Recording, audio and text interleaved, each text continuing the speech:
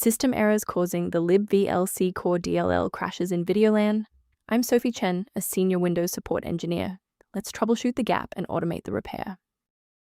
Before we begin the walkthrough for libvlc core, check the link below for a tool to assist with library environment checks. This is the libvlc core, the VLC Media Player Core library. It manages the unmanaged orchestration of the VLC playback pipeline, including demuxing, decoding, and output. It acts as the primary data link for all VLC plugin manifests. Now that you're up to speed on the file's role, let's begin the repair process. libvl core is commonly included with older game runtimes. Install the Microsoft DirectX end-user runtime to restore DirectX-based components, then update your GPU drivers if the file is tied to OpenCL, OpenGL, or CUDA. If the redistributable repair didn't resolve the pop-up, the next logical step is to analyze the local environment for process conflicts. A simple restart can resolve file-in-use errors that mimic a missing libvlc core message. It's a low-effort step that ensures your operating system starts with a clean execution stack.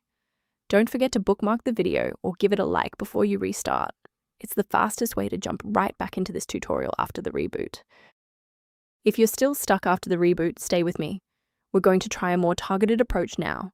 You can pause the video whenever you need to follow along.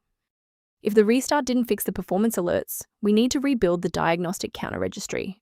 First, open command prompt as admin.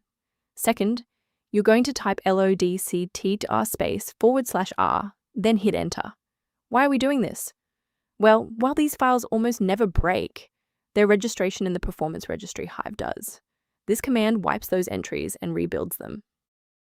As we finalize the restoration, it's important to observe standard security protocols regarding system files. Please keep in mind that manual replacement of libvlc core.dll carries a high operational risk. Using unverified files can cause irreparable damage to your Windows registry and lead to total system instability.